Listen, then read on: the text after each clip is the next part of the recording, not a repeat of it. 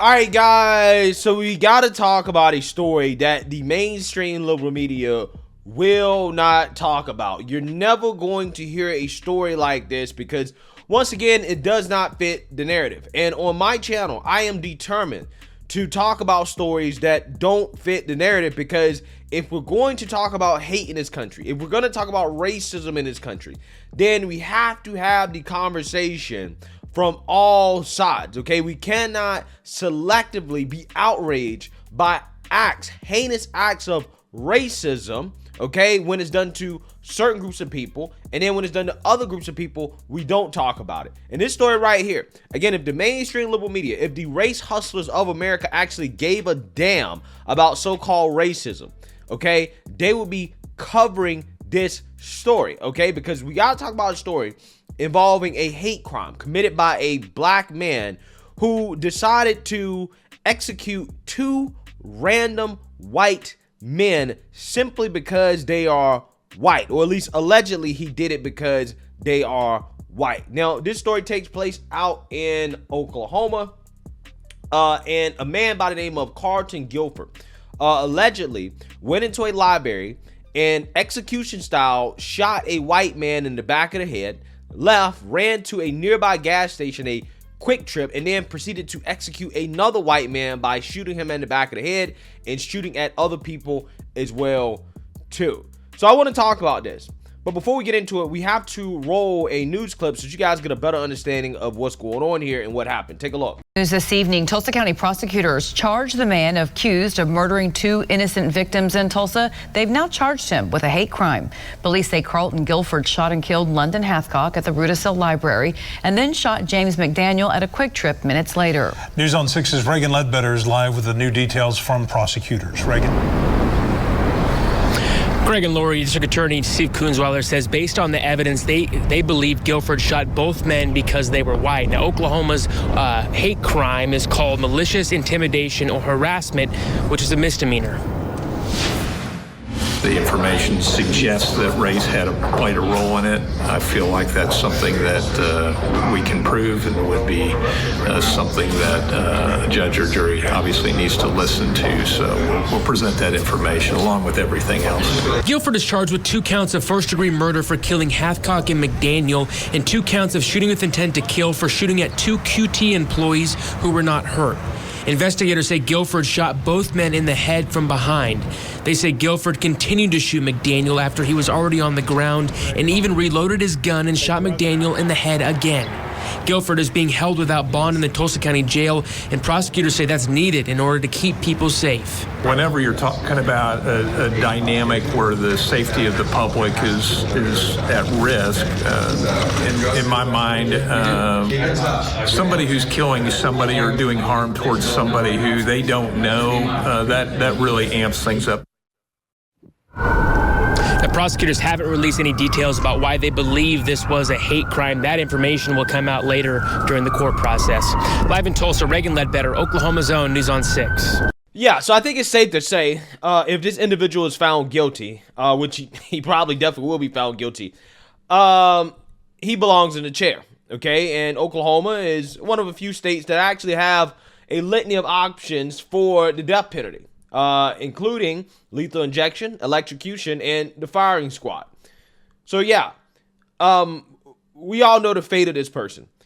However, where's the mainstream liberal media? Where's AOC? Where are the race hustlers of America that claim that they care about so-called hate crimes so much, that are always complaining about modern day lynchings? Because I don't know, man, that's what this kind of seemed like to me. To me, this kind of seemed like a modern day lynching. Okay, this man went out and hunted down random white people that he had no connection to and killed them execution style simply for being white. Okay, I mean, these guys probably had no clue. Black guy walks into a library, goes behind a desk where a guy is sitting at a desk, a white man who's in the library, probably studying, reading or something like that, puts a gun to the back of his head and blows his brains out. And then runs to a gas station and repeats the same heinous act. Who radicalized this guy, right? Was it CNN? Was it MSNBC? Was it NBC? Because we all know if the roles were reversed, they'll be asking who radicalized him. Was it Joy Reid? right? I think Joy Reid radicalized this person, right? Where did he get the idea of going out here and killing white people just because they're white? Maybe because he's been told that white people are systemically evil and racist and they're out to get black folks, that they hate blacks, that black people are being held down because of white people, that the white man is inherently evil because of his skin color. Where does he hear that from? The mainstream liberal media. Just like what happened out in Nashville, Tennessee, where you had the transgender person mass shooter go in and shoot up a Christian school. They refused to release the manifesto. Well, I wonder why. I wonder why they're taking so long to release the manifesto. Well, because this person probably was radicalized by the mainstream liberal media. We have people being radicalized by the mainstream liberal media racially, and when it comes to this conversation about the trans stuff, the LGBTQ stuff, they're being radicalized because these people are being told that their rights are being taken away. I'm just saying, we all know what the media would be speculating if it was the other way. So I think it's fair for me to speculate that this person was radicalized by the race hustlers of the liberal media. And again, you're not going to hear about it. CNN's not going to cover it. MSNBC's not going to cover it. But again, what they'll talk about, though, is a homeless man who has a history of committing violent acts against people, terrorizing the subway system, who probably was violent at the time, being choked to death by a veteran. Because a veteran decided to take matters into his own hands and stop a threat, or alleged threat. We really don't know yet. It's just amazing to me which stories get coverage and which stories don't get coverage, okay? From, again, the same people that claim that they care about hate and bigotry so much. These two men should not have lost their lives. They did not deserve to die because they were white.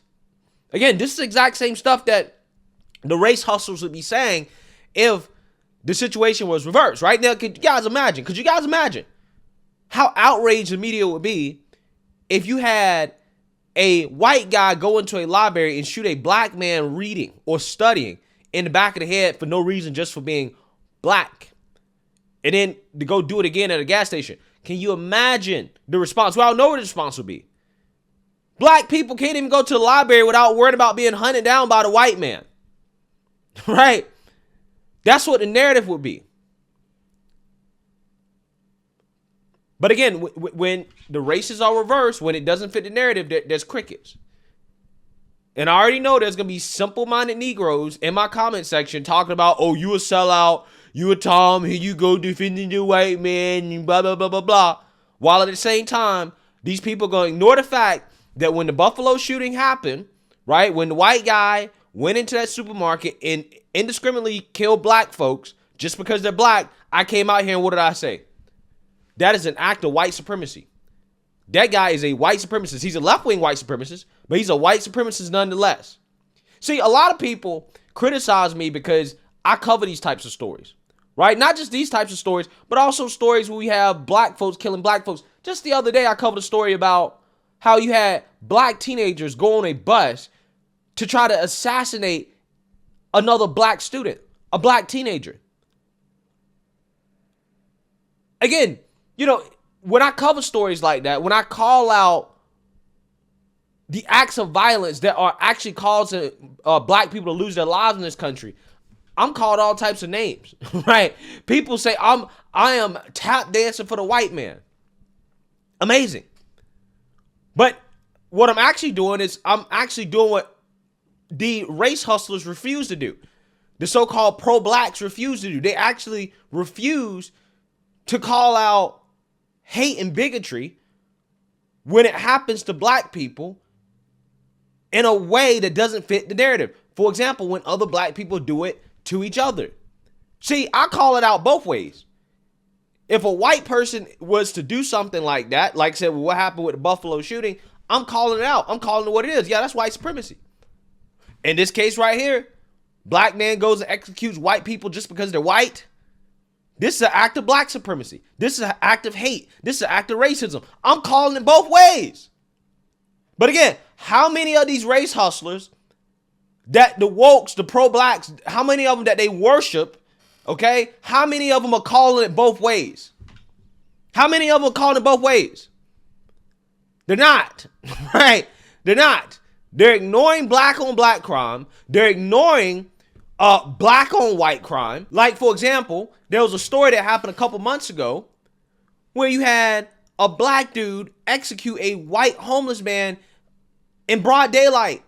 In broad daylight, in the middle of the street. Gun pulled in broad daylight in the middle of downtown St. Louis. This is a snapshot showing the moments before one man pulled the trigger. It is just the latest incident in a string of violence critics argue is driving people away from downtown. As crime balloons, one nearby business owner telling News 4 he's afraid to keep his doors open after the sun sets. Police now telling News 4 Deshaun Thomas is charged with murder after killing that man execution style yesterday morning, as you saw in that video. Gabriella Vidal joins us live after tracking new developments in the search for the killer. She's live outside St. Louis PD. Yeah, that's right. It's in the last couple hours that we learned the police have charged a 23-year-old Deshaun Thomas with first-degree murder and armed criminal action. And in a probable cause statement shared with News 4, we learned that the officers say that surveillance video shows Thomas following the victim across the street off of Tucker and Lucas, first shooting him in the back, and in what witnesses were also able to see in video that's now gone viral, he begged for his life just before Thomas allegedly shot him in the head. Crickets, right? Mainstream liberal media didn't cover it. AOC said nothing. Progressives weren't out here screaming about how the homeless deserve housing and not to be lynched. You didn't hear any of that stuff. You heard none of it. Where was all that? When a white man got executed in broad daylight, a homeless white man got executed in broad daylight. You heard nothing about it.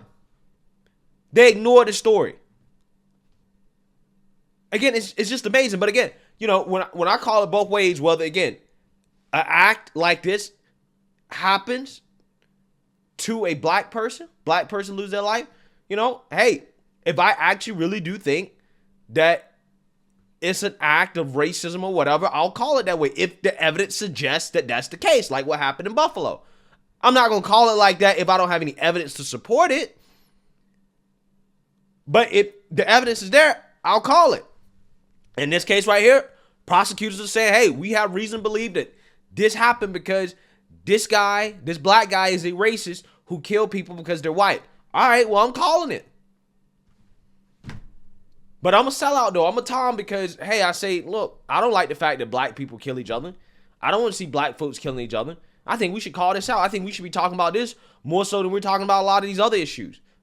I'm sorry that I believe Black Lives Matter when they're killed by other black folks. Seems like a lot of other people in this country don't believe that, right? Black lives don't matter when they're killed by black people. They only matter when they're killed by whites. And you can make some money off of it. Again, it's absolutely amazing. Because I know I'm going to have simpletons come into this comment section and they're going to call me all types of names for covering a story like this. But they worship people who actively ignore the real problems in the black community that are destroying black people on a day-to-day basis. Those people get worshiped and they're called pro-black and all this and that when they're not. They're anti-black. Any black commentator that claims to be pro-black and they're ignoring the genocide that's happening in the black community, since people love to say the word genocide, right? Let's use the word genocide here. If you're ignoring the genocide that's happening in the black community, you are the sellout. You are the person that is against black folks. Not only against black folks, you're against America too, right? Because, what's happening with black crime ain't just affecting black folks, it's affecting everybody. If you're ignoring it, if you're refusing to call it out, you are the person that's the problem. Again, the thugs, the criminals, the gang members, they're never met with the same hate and vitriol that black conservatives are met with, because black conservatives simply just call it out, right? Call out the nonsense. I've never killed a black person. I've never hurt a black person. I've never stole from a black person. I would never do those things. But I'm met with so much hate and vitriol simply because I cover stories that the mainstream liberal media and the so-called pro-black woke revolutionaries refuse to talk about. Stories that, in my opinion, are important for people that claim they care about black lives. But regardless, like I said, a situation like this, where you have a black supremacist who I would characterize this guy as a black supremacist. He's out here killing people because they're white.